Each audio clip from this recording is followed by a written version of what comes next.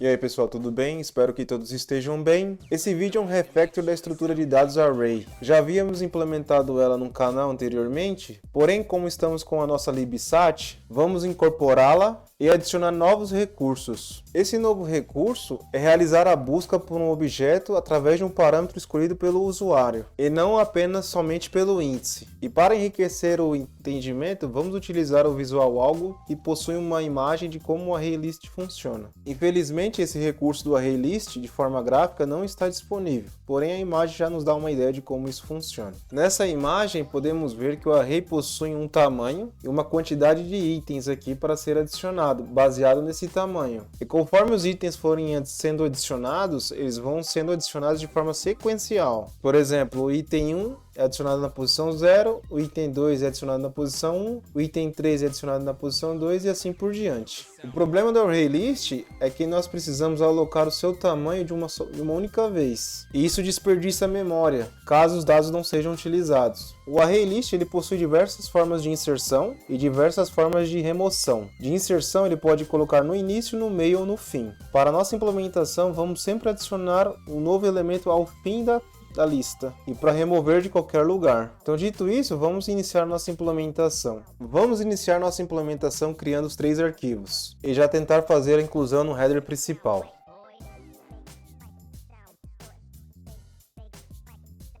Para o set array, vamos utilizar a mesma abordagem utilizada para o set stack. Vamos fazer novamente a utilização da estrutura opaca.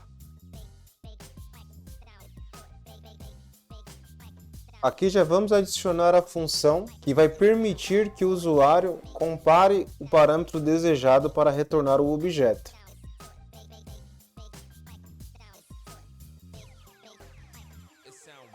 Essa estrutura nos traz 2 argumentos. O primeiro é o elemento que vai vir da lista e o segundo é o que vai ser comparado, que vai ser utilizado pelo próprio usuário. Vamos adicionar o restante das funções.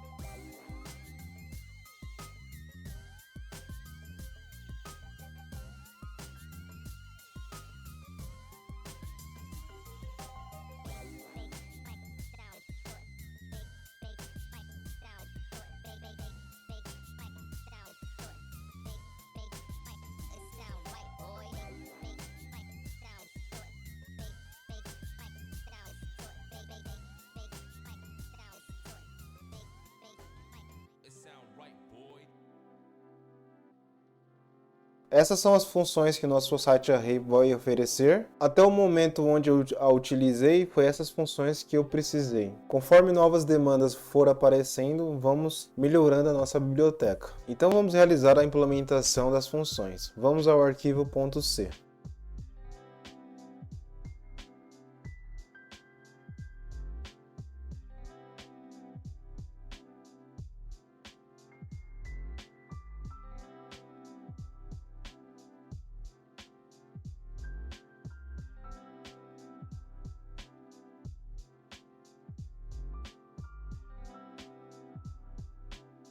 Com o template das funções montadas, vamos iniciar implementando a nossa estrutura.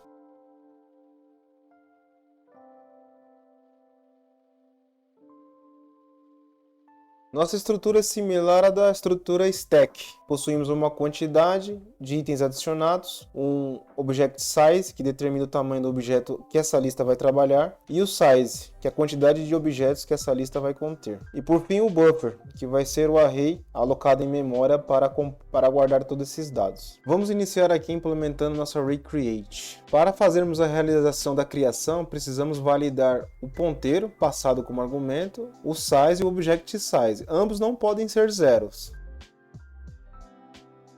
Uma vez que todos os parâmetros estão válidos, vamos para a próxima etapa, que é alocar o contexto do array. Dentro desse contexto, vamos setar o nosso erro, para um erro correspondente ao problema, caso falhe na alocação.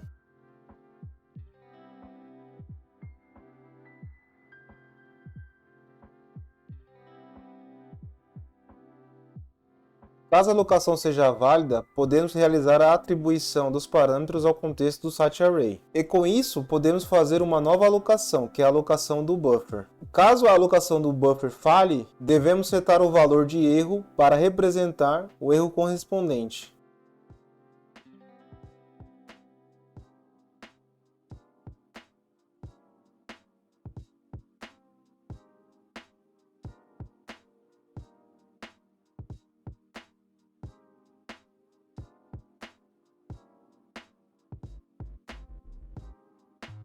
Com o nosso contexto criado, podemos realizar algumas adições. Então vamos implementar a função setArrayEdge.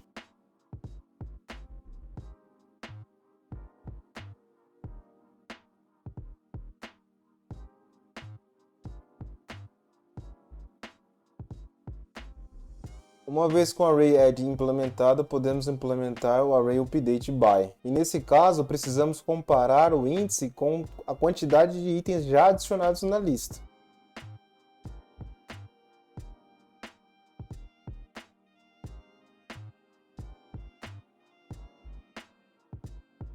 Com o update implementado, podemos ir para a próxima. setArrayRemoveBy. Para realizar a remoção, precisamos ter pelo menos um item na lista. Então é necessário verificar o index se corresponde à quantidade de itens já inseridos, para não poder acessar uma região de memória inválida.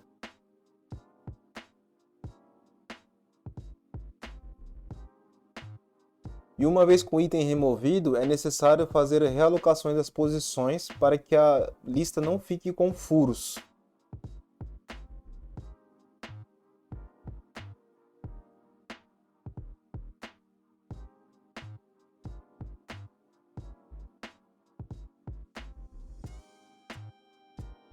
Após a remoção, podemos implementar o getObjectBy. O getObjectBy possui a mesma natureza do remove. Precisamos verificar o índice se está dentro da faixa para poder obter o dado.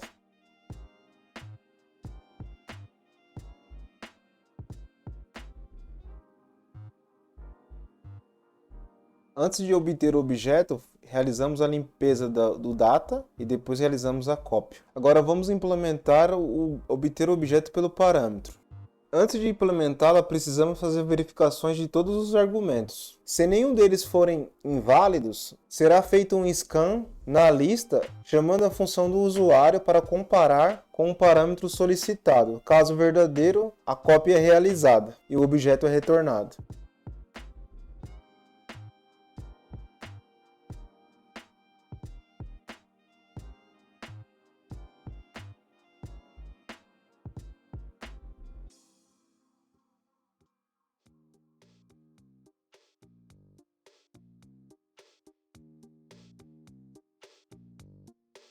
E com isso podemos implementar a próxima função, getSize.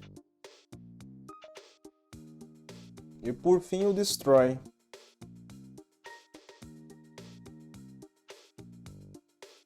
Com isso concluímos a nossa implementação. Agora vamos criar o teste para testar a nossa biblioteca.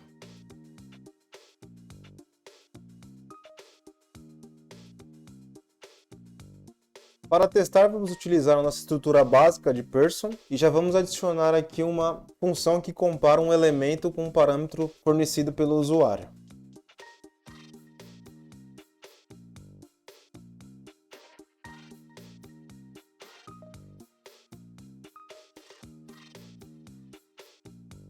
Nessa comparação, realizamos a comparação entre o nome do elemento recebido com o nome passado via parâmetro.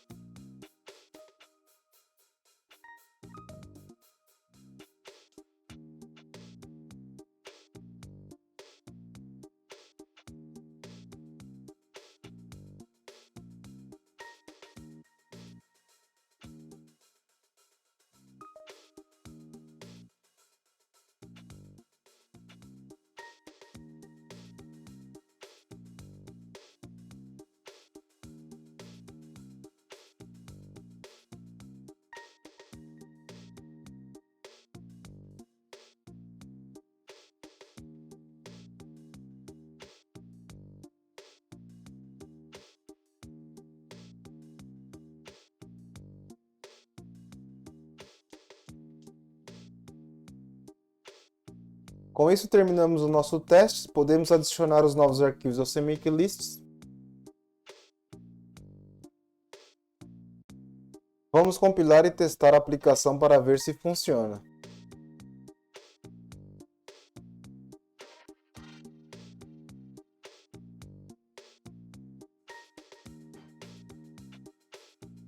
Temos um problema aqui que eu estou utilizando void pointer e void pointer não diferencia, então eu preciso mudar aqui para um dado que me permita fazer essa diferenciação. No caso, 1 byte é o char, então eu vou mudar para o char.